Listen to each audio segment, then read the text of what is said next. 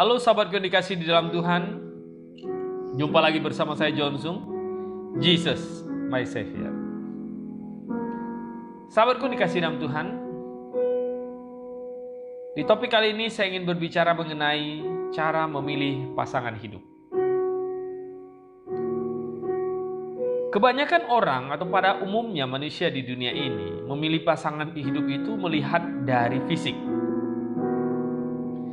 Kecantikannya, kegantengannya, elok parasnya. Jadi selalu fokus kepada fisik. Ini memang tidak salah. Ini kita berbicara kepada normalnya, pada umumnya manusia di dunia ini.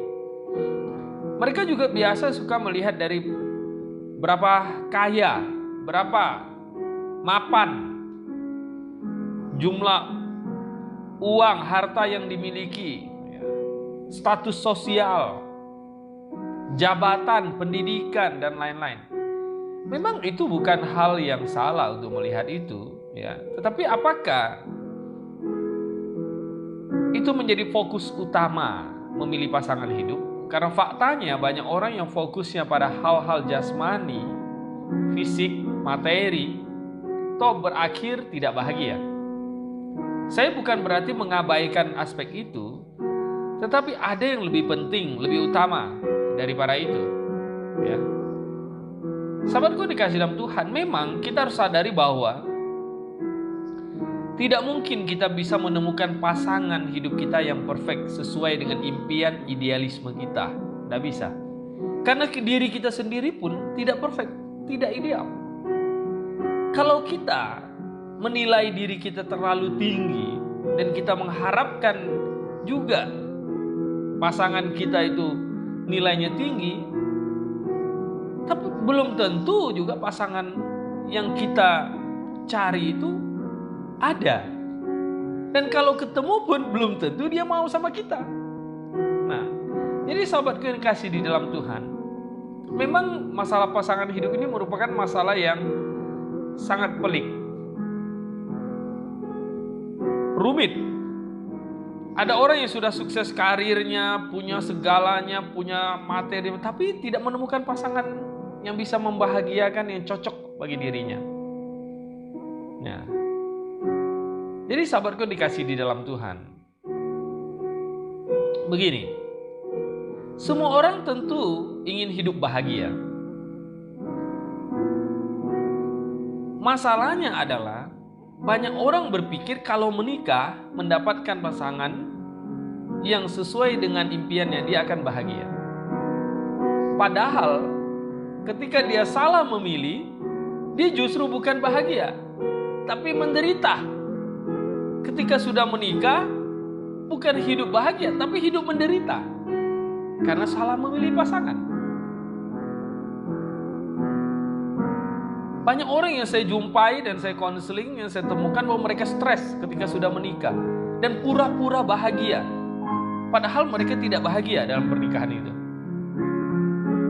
Nah, sahabatku yang dikasih di dalam Tuhan, sebelum Anda melangkah lebih jauh, atau anak-anak muda, pemuda-pemuda yang jomblo, pemudi-pemudi yang belum memiliki pasangan, saya ingin coba memberikan pelajaran apa yang dikatakan oleh Alkitab tentang cara memilih pasangan, ya.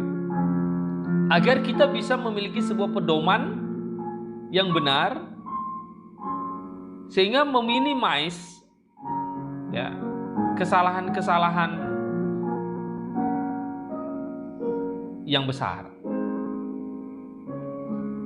Misalnya di dalam Alkitab dikatakan di dalam 2 Korintus pasal 6 ayat 14, janganlah kamu merupakan pasangan yang tidak seimbang dengan orang-orang yang tak percaya. Sebab persamaan apakah yang terdapat antara kebenaran dan kedurhakaan? Atau bagaimanakah terang dapat bersatu dengan gelap? Berarti syarat pertama yang saya harus katakan bahwa adalah pilihlah pasangan yang seiman, yang sehati, sepikir, lahir baru, orang-orang yang sudah sungguh-sungguh bertobat, percaya Yesus, yang sungguh-sungguh takut akan Tuhan dalam hidupnya, memiliki iman yang benar. Dia lebih takut Tuhan daripada takut kepada pasangannya. Dia lebih mengasihi Tuhan daripada mengasihi pasangannya. Maka hidupmu akan aman. Ya. Dalam 1 Korintus 7 ayat 39, istri terikat selama suaminya hidup. Kalau suaminya telah meninggal, ia bebas untuk kawin dengan siapa saja yang dikehendakinya, asal orang itu adalah seorang yang percaya. Jadi syarat Alkitab adalah bilang, pilihlah pasangan, menikahlah dengan orang yang percaya, yang sudah mengerti kebenaran, yang sudah lahir baru. Itu pertama, ya. Alkitab juga bilang, janganlah kamu bergaul dengan mereka pun janganlah bergaul dengan kamu, sebab sesungguhnya mereka akan mencondongkan hatimu kepada Allah mereka. Begini, kalau Anda pilih pasangan yang tidak seiman, akan bahaya. Banyak orang kan mencoba dia berteman, menjalin hubungan PDKT dengan pasangan yang tidak seiman. Mereka pikir bisa mengubahnya nanti ketika sudah menikah atau apa. Justru itu bahaya. Kau akan stres. Ya. Amsal 31-30 menasihatkan kepada orang-orang yang fokus melihat fisik. Dikatakan kemolekan adalah bohong dan kecantikan adalah sia-sia, tetapi istri yang takut akan Tuhan dipuji-puji. Jadi sahabatku yang dikasihi dalam Tuhan, syarat pertama Anda lihat di situ seiman, takut akan Tuhan, orang-orang sudah lahir baru. Yang kedua, yang sepadan, cocok, sesuai. Kejadian 2 ayat 18, Tuhan Allah berfirman, tidak baik kalau manusia itu seorang diri saja, aku akan menjadikan penolong baginya yang sepadan dengan dia. Jadi cari pasangan itu yang sepadan, yang cocok, ada sebuah kesetaraan, ada komunikasi yang klik, ya, nyambung, gitu. Ada sebuah kecerdasan yang cukup setara. Kalau saya misalnya badannya pendek, saya cari istri yang tinggi, besar, itu nggak sepadan. Ya memang ini bukan sesuatu yang syarat yang mutlak yang pertama, ya. Tapi ini tidak sepadan. Saya sudah tahu diri saya ini misalnya nilainya ini 7. Saya mau cari istri yang nilainya 9, 10. Nanti tidak sepadan, konflik terus. Kecerdasannya tuh beda, jauh. Jadi sahabatku dikasih dalam Tuhan, ini penting. Yang sepadan, yang cocok, seimbang. Kalau ngomong klik, nyambung. Ya. Jangan percaya dengan dongeng-dongeng bagaimana katanya pangeran menikahi dengan ya putri yang miskin apa segala macam. Itu nanti akan timbul banyak masalah. Dari nanti selera makan saja di dapur, yang satu suka asin, yang satu tidak suka asin, itu aja bisa konflik nanti. Yang satu ini pingin punya istri yang pintar masak, yang satu ini tidak mau, tidak bisa masak gitu dapat istrinya. Ya, pusing juga, bisa repot. Nampaknya hal kecil, tetapi akan masalah jika engkau hidup lama dengan yang demikian. Cari yang sepadan. Ketiga, satu hati, punya visi yang sama untuk meraih masa depan. Kalau hari ini ya, Anda membina keluarga, Anda tidak tanya dulu, kamu visi kamu apa, masa depan kamu maunya bagaimana, dia akan rumit. Makanya banyak pemuda, misalnya dia menikah dengan seorang pemuda pengusaha, lalu tiba-tiba pengusaha itu banting setir jadi politikus. Nah istrinya kan pusing, tidak mampu dia menerima kenyataan itu, apalagi harus menghadapi berbagai macam konflik, ancaman, intimidasi dari lawan-lawan politiknya. Akhirnya ribut terus. Saya dulu kan menikahimu sebagai seorang bisnismen, pengusaha, kaya raya, hidup aman, tentram, bahagia, saya kemana saja, tidak ada yang menyoroti. Tetapi ketika engkau sekarang jadi politikus, hidup saya ini penuh ancaman. Kesini tidak bisa, butuh pengawal, kesana ini tidak aman. Jadi repot hidup ini. Jadi sebelum Anda menikah, Anda tanya dulu pasanganmu, Anda punya tujuan hidup itu apa, masa depanmu itu mau bagaimana. Kita satu visi enggak untuk meraih itu? Ya. Kalau seorang hamba Tuhan dapat istri yang memang istrinya bukan mau jadi hamba Tuhan, mau melayani, dia mau jadi wanita karir yang kaya raya, orientasi hidupnya berbeda, ya tidak mungkin bisa. Ya. Jadi harus punya satu visi, misi yang sama di meraih masa depan. Keempat, nah suami istri harus sepakat gitu. Jadi laki-laki dan wanita itu harus sudah sepakat lebih dahulu. Kita menjadikan Alkitab sebagai aturan hukum undang-undang dalam membina rumah tangga. Seperti di dalam Efesus 5 ayat 22 ayat 25. Hai istri, tunduklah kepada suamimu seperti kepada Tuhan.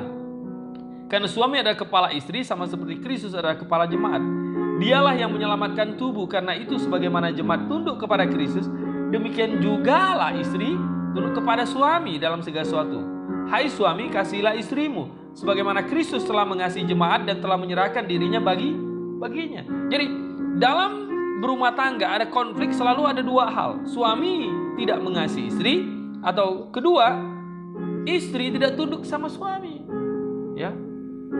Di dalam Alkitab diperintahkan suami harus mengasihi istri sampai menyerahkan nyawanya. Di agama lain istri hanya disuruh tunduk kepada suami, tapi tidak perintahkan suami harus mengasihi istri. Bahkan suami boleh kawin sampai beberapa istri. Itu abuse. Ya. Itu perbudakan. Di dalam Alkitab seimbang, suami mengasihi istri. Kalau istri tidak tunduk sama suami akan konflik. Kalau suami tidak mengasihi istri akan konflik. Nah, masing-masing taati itu aturan, maka akan hidup bahagia. Kemudian laki-laki kalau ingin menikah sama pasangannya, ingin hidup bersama, dia harus sudah mandiri. Sebab itu laki-laki akan meninggalkan ayah dan ibunya dan bersatu dengan istrinya sehingga keduanya menjadi satu daging. Itulah yang benar. Kalau nanti laki-laki menikah, nanti hidup sama keluarga, itu akan konflik. Menantu mertua itu pasti akan ribut. Ya, tidak bisa seperti itu. Nanti mau dengar omongan siapa? Omongan mama atau omongan istri? Jadi repot. Ya. Sahabatku yang dikasih di dalam Tuhan, itulah beberapa tips cara memilih pasangan. Nah, di dalam Alkitab kita ketahui ada contoh Salomo. Ya. Salomo orang yang takut akan Tuhan, orang yang hebat, orang yang luar biasa bijaksana, tapi akhirnya dia bisa jatuh ke dalam berhala karena istrinya. Sebab pada waktu Salomo sudah tua, istri-istrinya itu mencondongkan hatinya kepada Allah-Allah lain sehingga ia tidak dengan sepenuh hati berpaut kepada Tuhan. 1 Raja-Raja 11 ayat 4. Apa yang dialami Salomo itu bisa dialami oleh banyak orang. Anda jangan sombong, Anda bisa berkata, Salomo itu begini, saya tidak. Hati-hati. Salomo itu orang yang berhikmat, dia yang menulis takut akan Tuhan katanya. Ya. Tetapi hati Salomo telah berpaut kepada mereka dengan cinta, karena cinta kepada istri-istrinya. Nah, sahabatku dikasih di dalam Tuhan, banyak anak muda Kristen yang tidak menghiraukan nasihat firman Tuhan akan terjebak dalam masalah ini. Mereka hidup akan menderita dan stres. Nah, sebelum mencari pasangan, berdoalah yang banyak. Belajarlah firman Tuhan. Tuhan, pertemukan saya dengan pasangan yang tepat. Saya ingin hidup menyenangkanmu, saya ingin hidup berkenan kepadamu.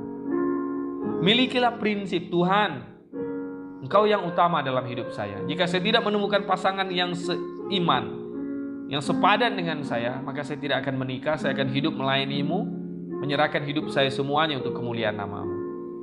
Nah, jika engkau setia kepada Tuhan dan benar-benar berkenan hidup mentaati kebenaran firman Tuhan, pasti Tuhan Yesus akan mempertemukanmu dengan orang yang tepat sehingga hidupmu bahagia dan sukacita. Bersama saya John Sung, Jesus my Savior.